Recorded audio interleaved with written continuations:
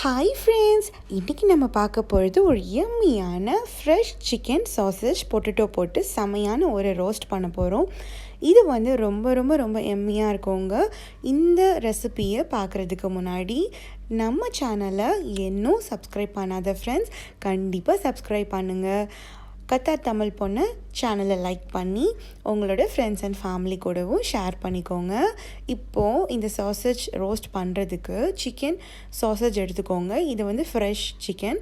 நீங்கள் வந்து சாதியா அந்த மாதிரி பிராண்ட் சாசேஜ் கூட இதுக்கு எடுத்துக்கலாம். அது கூடவே ஒரு உருளைக்கிழங்கு வெட்டி சேர்த்துருக்கிறேன். நீங்கள் 2 உருளைக்கிழங்கு கூட எடுத்துக்கலாம். பொட்டேட்டோ ரொம்ப பிடிக்கும்னா.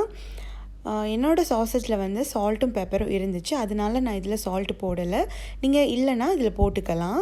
இது ஒரு 7 நிமிஷம் நல்லா கொதிக்க வச்சு வேக வச்சுட்டு பொட்டேட்டோ வேகிற வரைக்கும் வேக வச்சுருங்க. அதுக்கப்புறமா வடிகட்டி எடுத்துக்கலாம்.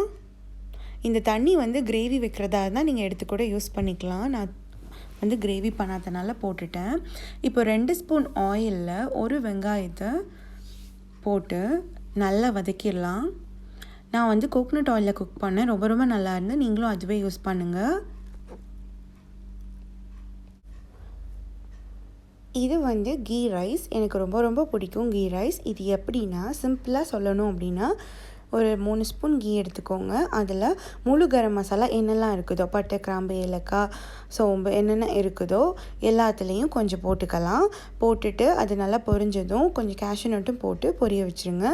அதுவும் பொரிச்சதுக்கப்புறமா 20 நிமிஷம் ஊற வச்சு பாஸ்மதி ரைஸை ஒரு அரை நிமிஷம் அந்த நெய்யோடு சேர்த்து வறுத்துட்டு அதுக்கப்புறமா தண்ணி ஒரு 1க்கு 2 கப்பு தண்ணி அளவு, 1 கப் அரிசிக்கு 2 கப் தண்ணி, அந்த மாதிரி தண்ணியும் சேர்த்து நல்லா ஓப்பனில் வேக வச்சுட்டு அப்புறம் ஆஃப் பண்ணி ஒரு 15 மினிட்ஸ் மூடி வைங்க தம்மில். அவ்வளோதான், சூப்பரான ஒரு கீ ரைஸ் அது.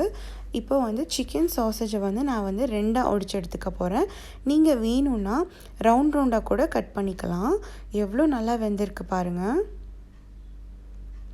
இப்போ வந்து நம்ம மசாலா சேர்த்துடலாம். இது வந்து காய்னி சில்லி பவுடர். இது இல்லாட்டா நார்மல் சில்லி பவுடரே போடலாம். ஒரு அரை ஸ்பூன்லேருந்து 3/4 ஸ்பூன் சேர்த்துக்கோங்க. ஏன்னா நம்ம பெப்பரும் போட போகிறோம்.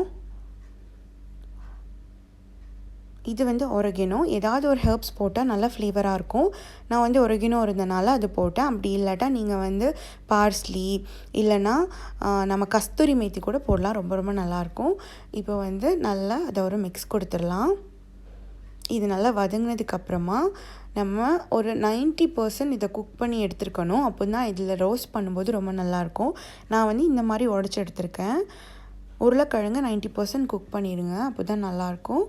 இப்போ அது வந்து இதில் போட்டு நல்லா பரட்ட போகிறோம். மசாலாவோடு சேர்த்து நல்லா சாசேஜையும் உருளைக்கிழங்கையும் பரட்டிடுங்க.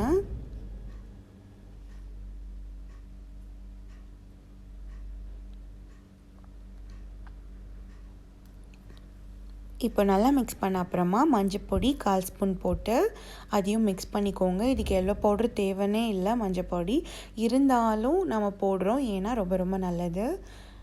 இப்போ வந்து தக்காளி பேஸ்ட்டு ஒரு 2 ஸ்பூன் சேர்க்க போகிறேன். இந்த பேஸ்ட் உங்ககிட்ட இல்லை அப்படின்னா நீங்கள் ஒரு அரை தக்காளியை நல்லா அடித்து சேர்த்திங்கன்னா அதோடய ஃப்ளேவர் ரொம்ப ரொம்ப நல்லாயிருக்கும். இல்லைனா நீங்கள் பொடியாக வெட்டி கூட சேர்க்கலாம். இப்போ வந்து கடைசியாக நான் வந்து ஒயிட் பெப்பர் அரை ஸ்பூன் போட போகிறேன். இது இல்லாட்டா நீங்கள் பிளாக் பெப்பரும் போடலாம். 2 ஒரே மாதிரி தான் இருக்கும். இப்போ நல்லா பரட்டிடுங்க. உங்களுக்கு இதை வந்து நல்லா கிரில்டாக வேணும், மொறுமொறுன்னு வேணும்னா உங்ககிட்ட கிரில் பண்ணுறதுக்கு ஓவன் ஏதாவது இருந்துச்சுன்னா இதை அப்படியே ட்ரான்ஸ்ஃபர் பண்ணி நீங்கள் வந்து கரெக்டாக ஒரு 20 மினிட்ஸ் கிரில் பண்ணி எடுத்திங்கன்னா நல்லா கிறிஸ்பியாகவும் கிடைக்கும் உங்களுக்கு. சில பேருக்கு கிறிஸ்பியாக பிடிக்கும், அவங்க வந்து அந்த மாதிரி கூட நீங்கள் செஞ்சுக்கலாம். கிரேவி டைப்பாக வேணுன்றவங்க நீங்கள் கிரேவி டைப்பாகவும் இதை செய்யலாம். தக்காளி நிறைய போட்டு தேங்காய் பால் ஏதாவது போட்டு நீங்கள் கிரேவி மாதிரி கூட செய்யலாம். ரொம்ப ரொம்ப டேஸ்ட்டாக இருக்கும். இந்த மாதிரி ரோஸ்ட் பண்ணிங்கன்னா கண்டிப்பாக ட்ரை பண்ணுங்கள் இதை. நாங்கள் வந்து இதை கீ ரைஸோடவும் மஷ்ரூம் தொக்கோடவும் என்ஜாய் பண்ண போகிறோம். எவ்வளோ எம்மியாக வந்திருக்குன்னு பாருங்கள். இது பார்க்க மட்டும் இல்லைங்க, டேஸ்ட்டும் ரொம்ப ரொம்ப சூப்பராக இருந்துச்சு.